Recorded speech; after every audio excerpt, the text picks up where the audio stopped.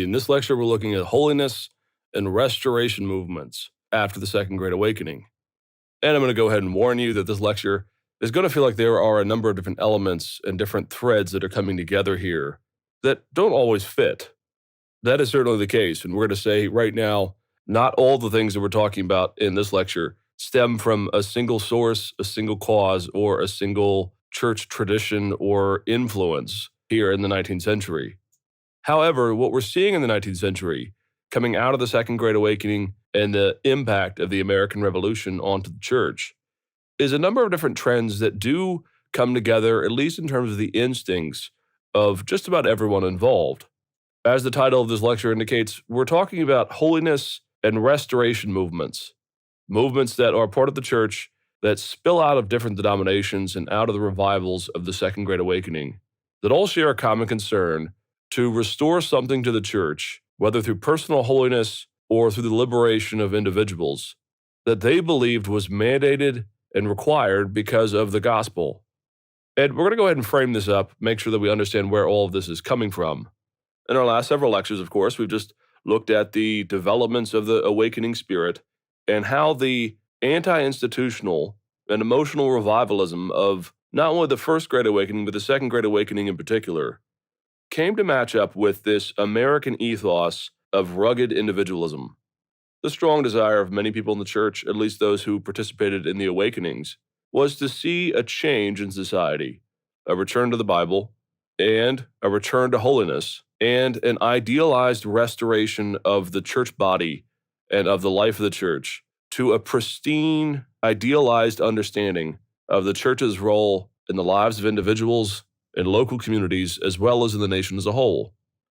Other factors that are playing into this is that there are rampant and widespread health problems all throughout the countries that are becoming industrialized. This is true in Europe and America.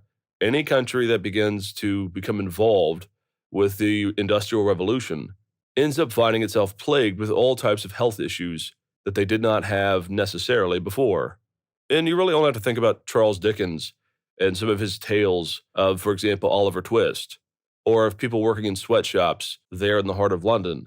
Well, these are real realities. What Dickens is talking about here is a true perspective that was occurring in the lives of a number of different people in the working classes. Put simply, when people move from farms and a more agrarian lifestyle to working in things like coal mines, steel mines, around major equipment, to say nothing of the fumes and the pollutants that they are breathing in or drinking and these kinds of things, as well as the way that the Industrial Revolution tends to corrupt things like water sources or food sources.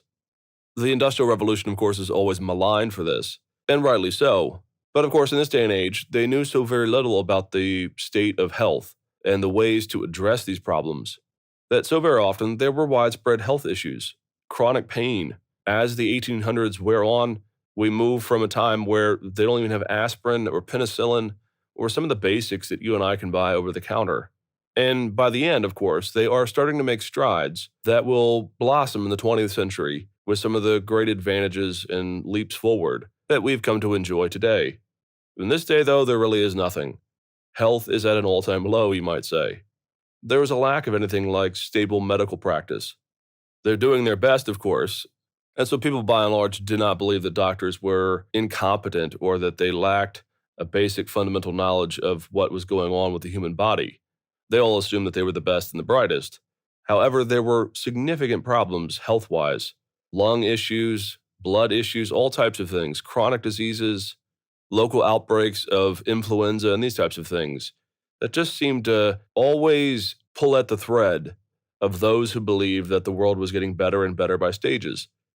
For many, as a result of the health problems of the Industrial Revolution, it sometimes felt like they were back in the Middle Ages.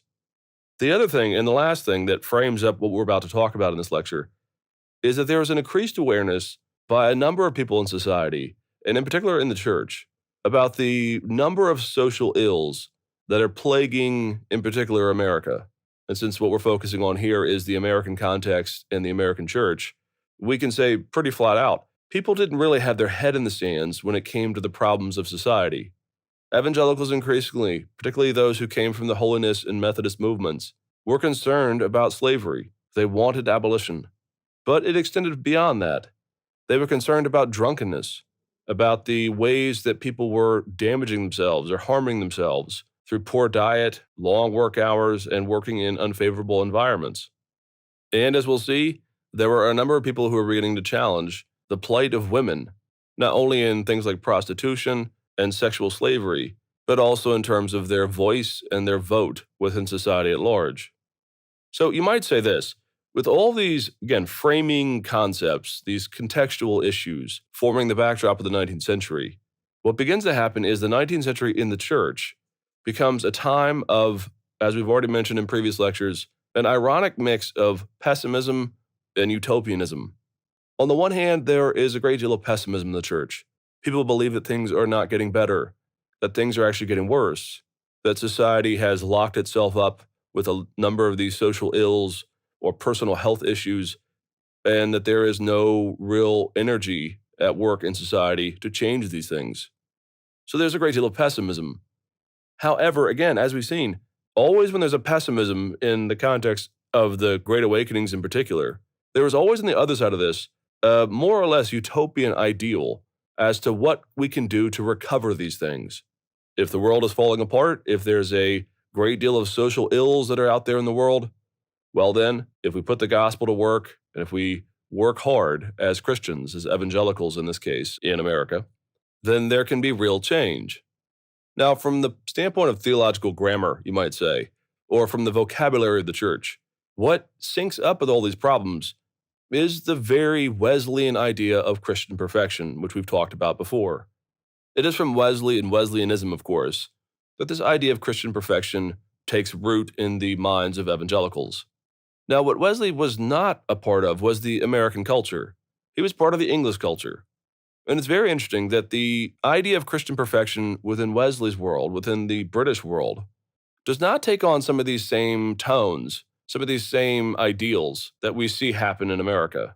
You might say, probably overly simplistically, but still it's worth saying, that Wesleyan perfectionism, when it pairs up with American individualism, that rugged individualism that we keep referring to, that it creates a different sort of organism or a different set of vocabularies and instincts within the church.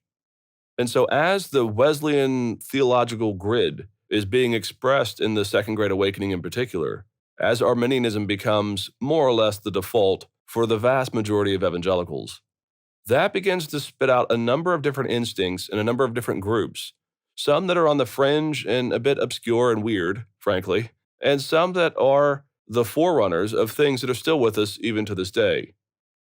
And so we're going to take a kind of kaleidoscope view of all the different ways in the 19th century that holiness and restoration movements begin to pop up. But remember, the instinct here is there are problems in the world of any number of varieties, whether it's subjugation or health issues or whatnot, and this new idea of perfectionism and rugged individualism gets pressed into service to try to address these problems.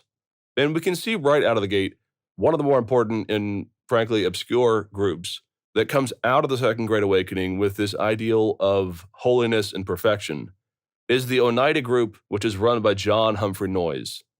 And if you recognize that name Oneida, well, there's a good reason for that. The company, Oneida Limited, is actually still around to this day. They're a company that manufactures silverware, steel, and these types of things. Well, they get going as a result of Noyes and the Oneida group's ideals of holiness and perfection. Now, of course, what we're about to say about the Oneida Group in its historical context has nothing to do with the modern understanding of the company, Oneida Limited. Well, John Humphrey Noyes was a man from Vermont. He had attended Dartmouth College, and he had come to Christ, during the Second Great Awakening. In particular, he was attracted to the ideas of Arminianism, of free choice, and of virility, you might say, this type of manly strength that he believed was part and parcel to the Second Great Awakening's understanding of the church. Now, in time, he begins to realize that others simply do not agree with him. He is sort of on the fringe with his theological views. And Noyes eventually forms a commune, you might say. In fact, it really is a socialist group, though that word is not really in play at this point. But Noyes is a man who likes to tear down all the traditional boundaries that limited people in the context of his day.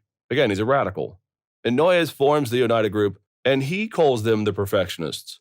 He takes on that ideal that the Christian is supposed to live a perfect life, and he starts to develop a theology that goes along with it.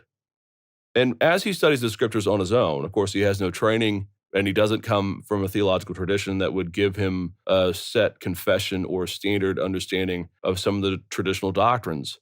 Noyes comes to the conclusion that actually all this apocalyptic desire of people like the Millerites was a false prophecy, was not based on the scriptures. Noyes actually comes to the conclusion that the Bible was very clear that Christ was going to return by AD 70, by the year of the fall of Jerusalem.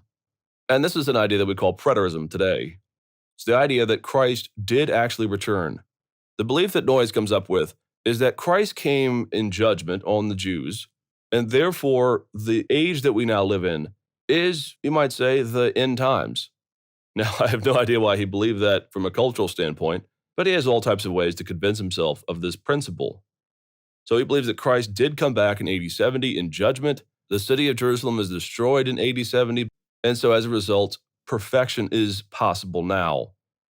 We don't have to wait for heaven or for the resurrection, for the restoration of all things in full, but rather, because Christ did come back in AD 70, we can have perfection now. Now, the way that Noyes and the Oneida group lived this out is a bit strange. One of the more curious things that Noyes employs in his group is the idea that there should be no marriage. And he takes Christ's words here from the Gospels where he says that people in heaven will no longer give and receive in marriage. So Oneida, believing that we're in the eschaton, in the end times, says that marriage should be done away with. However, though, again, because he's breaking down the traditional boundaries of society, Noyes believes that there ought to be free sexual relationships amongst all men and women within the community. And it's not exactly a swingers convention, they're not orgies, but rather the idea here is that there is no marriage, but that men and women, if they have a desire for one another, can have sex. It's possible, it's allowable. They're not to be married, of course, but sexual relationships are to be encouraged so long as the two people are consenting.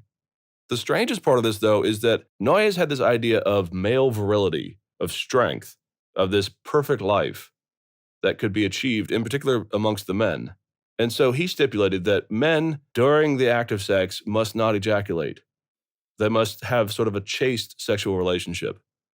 They are there for the pleasure of the women, not for themselves, and so therefore ejaculation is forbidden. The only time ejaculation is allowed is whenever there is a decision that there ought to be children born to the community. And often this decision to have children is a form of eugenics, which is the idea that there are superior genes or traits amongst certain people, and they would more or less select the right man and the right woman to have the best offspring for their community. Well, in the end, Oneida and Noyes do not live on as a religious community for much longer. It's just simply too hard to get converts to this, frankly.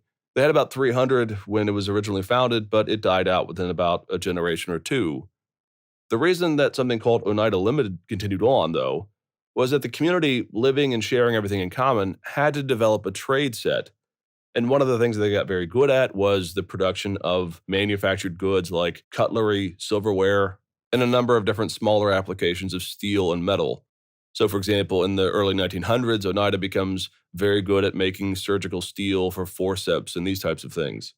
So the company goes on from this, but the religious community dies out in about a year or two. Well, already right there, you can see the same impulse that we were just talking about. The issues are that there is something wrong in the world, that there can be an idealized utopian society, a group, and there's this idea of new insights, in fact, anti-institutional radical insights, where people are trying to find new avenues and new perspectives in the scriptures to justify where their beliefs are taking them. Meaning there is no longer a power base of the pastors, the elders, the bishops, whoever it might be, depending on the denomination, who are the people in charge of verifying the truth or falsity of new interpretations of texts. This anti-institutional, anti-authoritarian ideal always comes home to roost whenever a group like this comes about and they espouse new ideas. People are just simply unable to put a stop to it. When we turn to the issue of health, though, the problems of clean living, holiness, and virility, we see a number of different things that come to bear on the American church in particular that are very new, of course, but come out of the same ethos, come out of the same context. Simply put, the early evangelicals in the 19th century those coming out of the Second Great Awakening, hold some of the views that people, frankly, today would not associate with evangelicalism. Actually, what we're going to see here is that evangelicals are amongst the first, if not the very first, to embrace things like vegetarianism, fruitarianism, what would eventually be called clean living, which is, of course, a focus on diet and what to eat and what not to eat, which it seems everybody in the American world or the Western world is now doing.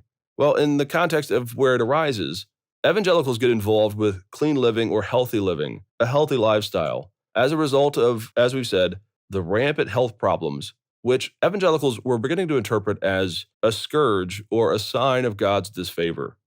Still, though, those coming out of the Holiness movement, those coming out of the Second Great Awakening, really intensified their view of the way we ought to use our bodies as God's temple and the way our diet ought to be used for the glory of God. So, for example, there was Sylvester Graham.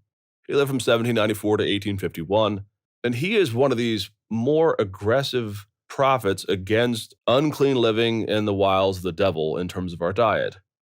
Graham is notoriously aggressive when it comes to temperance. He's one of the most vigorous, in fact, against the sale or the consumption of alcohol. He also had a curious view about flour. He thought that bleaching flour or using processed flour was a sign of the end times, you might say. Not really, but he just sees it as a blight upon the world. And he starts to champion the idea that you ought to eat unprocessed, kind of dry, what we call today whole wheat flour of different kinds, in particular rye. And he wrote a number of books on this that were highly influential, both within Christian circles as well as those who were not Christian. And there are a number of production companies and food companies, some of which are still around today, morphed into different entities or various groups. One of them, of course, being Kellogg, who buy into some of Graham's ideas. Graham's legacy is also there for any of us who have kids, because Graham is the inventor of the graham cracker. Now, in its day, it didn't have a cute little bear and honey and cinnamon and all those amazing things. It was actually a pretty awful cracker. It was one of the worst crackers ever invented, let's just say it that way. It was made from this really awful, really unprocessed rye flour. It was kind of this stiff cracker that was supposed to clean out your insides and provide moral vigor and integrity for the body. Graham didn't wrap this up into a theology per se or into a different denomination. He was just hardcore about healthy living and clean lifestyle. And the diet of Christians, he said, ought to be a specific diet that is different from the world around us. Others do wrap this up into their denominational trends, though. There's, for example, Ellen White. And Ellen is instrumental in the founding of what we call today the Seventh-day Adventists. Now, we need to make a clear distinction here. We talked about Adventists or Adventist theology or the movement of Adventism in a previous lecture, that it comes out of the Millerite movement, etc. The Seventh-day Adventists are a different group. They were rejected by the majority of the Adventists, and they broke off and formed their own perspectives on not only theology in the Bible and on the end times, but also here on the role of diet and healthy living. Ellen White is one of actually the first and the most vigorous vegans to come onto the scene. She argues that vegan living is part of the preparatory process as we wait for the coming of Messiah. She actually eventually, more or less on the side, not part of the denomination itself, but she does start it based on her theological principles. She starts a sanatorium. And it's this place where people are supposed to come and practice healthy living and all these kinds of things. And a number of people actually come, the names of whom are still around today: J.C. Penney, Montgomery Ward, big influential businessmen who will go on to shape all kinds of things in the 20th century. And to sort of round this out, one of the last movements that is pretty important throughout the history of the 19th and 20th centuries is the YMCA movement. Now, the YMCA movement gets going in Europe. It actually gets going in London and Switzerland, and its base of operations has always been in Europe. It's not an American entity per se. However, in the American context, the YMCA has always synced up with this holiness movement. The YMCA begins to move into the American context around this same time, and it provided an opportunity, a space for clean living, activities, sports, exercise, no alcohol in sight, and a real wholesome, you might say, application of what young Christian men, hence the name YMCA, were supposed to be doing with their free time. When we transition now, though, to the problems of social ills, what we're going to be talking about now are a number of different instincts and impulses that seek to address the problems of society on a number of different fronts. But we have to understand that what's going on here are the same principles of overthrowing the ills of society, following the gospel's lead in terms of social justice, and in the end, righting the wrongs so that individuals can have the free choice and the opportunity to have advancement in life, health, and society. And the two most important social ills that are being addressed in the American context in the 19th century are the abolition of slavery and the relationships between men and women. Now, the abolitionist movement is well known. Of course, in the 19th century, in the run up to the Civil War, there are a number of voices, not just Christian, but certainly within the Christian world, who are calling for an end to the slave trade. They feel that it is a moral blight, a judgment upon the American nation, that they would continue to do this after they have proclaimed the liberty of all people. So in the 19th century, this is the time of Susan B. Anthony, as well as a number of others. And we've said this before, so we're only going to say it briefly here. The role of evangelicals in the suffragan movement, in the anti-slavery movement, is not always appreciated or recognized. And part of the reason it's overlooked, of course, is that there were a number of Christians who argued in favor of slavery. And so often the attention goes on them, and they're frankly very bad arguments for the continuation of the slave trade. However, there were a number of folks, both in the North and the South, who coming out of the Second Great Awakening began to feel that abolition was the required stance of anyone who believes in the gospel. Now, here's one of the curious things. Often those people who are the loudest voices calling for abolition are those who are wrapped up into this anti-institutional, anti-authoritarian stance that has come out of the Second Great Awakening. So it is one of the curious things that those who have the loudest voices and frankly the best arguments for the ending of slavery have set themselves at times over against the societal structures, over against clergy and bishops, and certainly over against the political rulers in general, often slamming the society of the evil world around them. And they did this often so much that their message was attenuated. It was curtailed. So, for example, and we see this when we transition now to the issue of men and women, one of the more important groups that comes to defend abolition and calls for the ending of slavery is actually the societies of women that are born out of the evangelical desire for holiness. Perhaps the most important of these groups, and one of the more famous, given a very popular picture that has gone over social media on a number of occasions, is the Women's Christian Temperance Union. And this got underway by Frances Willard, but Frances Willard was not simply about temperance. Her goal was the eradication of all types of social ills. So she took on temperance, yes, and she did so not so much because she hated alcohol per se, though of course she did, but because she believed that the home was being ravaged by so many parents, and in particular so many fathers, spending all their times down at the bars after 14-hour workdays, getting roaring drunk, and often being very violent after doing so. What Frances Willard does, in other words, is she takes the temperance movement, this women's group, and she partners up with all types of other groups and other social issues that she believes are part and parcel of the same syndrome. So she gets involved, for example, with the attempt to end prostitution, which was just rampant now in these increased industrialized urban centers. And she refers to it as a form of white slavery, that these women, with no recourse to jobs or any other types of things for themselves, eventually resort to prostitution. Her work, though, in what we call today sex trafficking, as well as in temperance, actually made her and others natural partners and companions to people like Susan B. Anthony. And so the women's Christian temperance movement is frankly very vocal about its support of abolition. And here's the thing. Too often it's believed that women's rights and the feminist movement, so to speak, is a 20th century product or a product maybe of the 1960s. Maybe there were some precursors in the 40s and 50s in Paris or things like this. But we often believe that the civil rights movement and the women's rights movement were things that came about in the mid-20th century. Actually, it started about 100 years before. It starts actually here in this temperance movement. There are a lot of very famous pictures and a lot of very famous women who are just bucking the trend here. Perhaps the most famous is Carrie Nation, a somewhat grumpy-looking woman, to be honest, who was frequently depicted carrying an axe around. Now, I'm not sure what the axe was for. Maybe she believed that she was symbolizing taking an axe to the root of all of society's ills. But it certainly was very imposing and ominous to anyone who came across her face to face.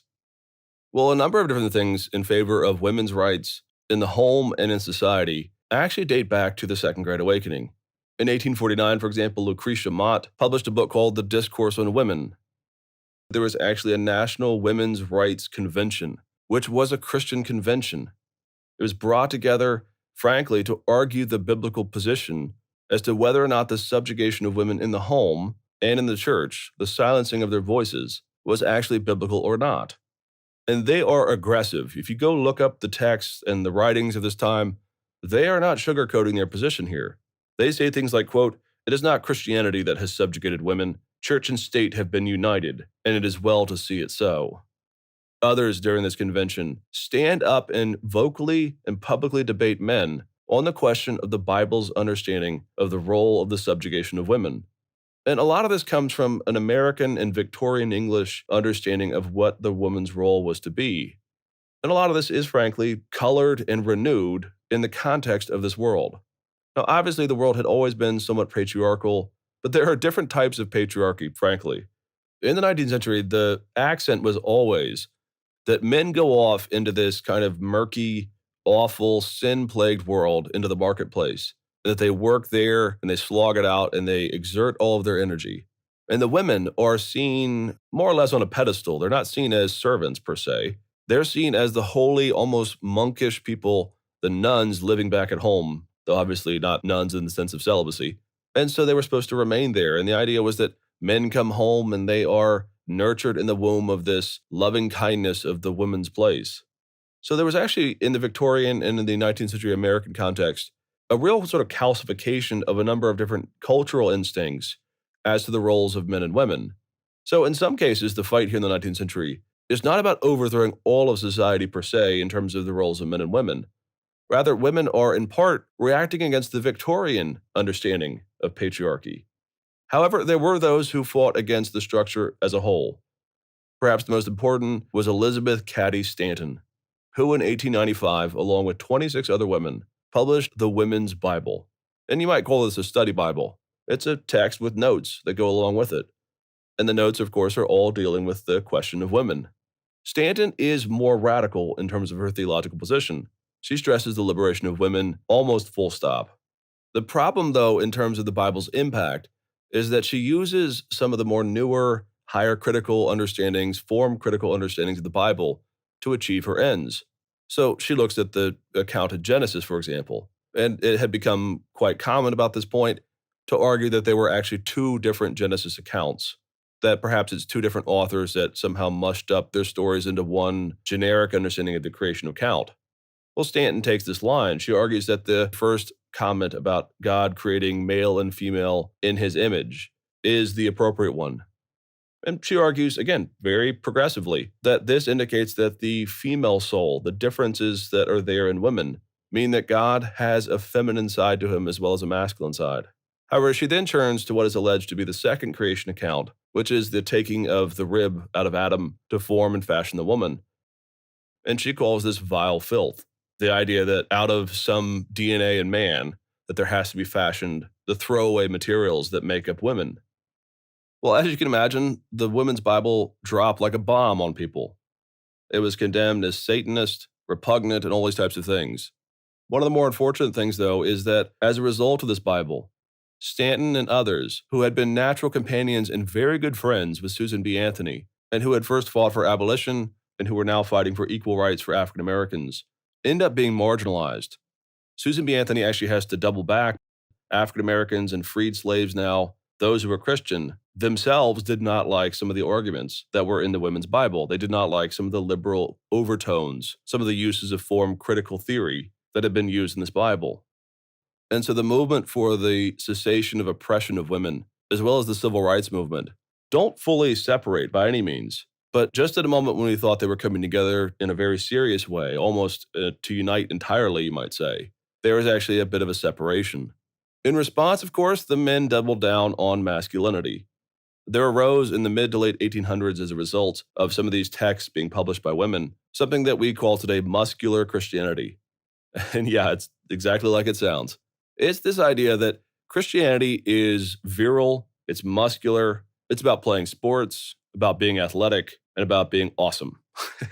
And you see, for example, campus ministries going on to different universities and looking for the athletes and trying to convert them.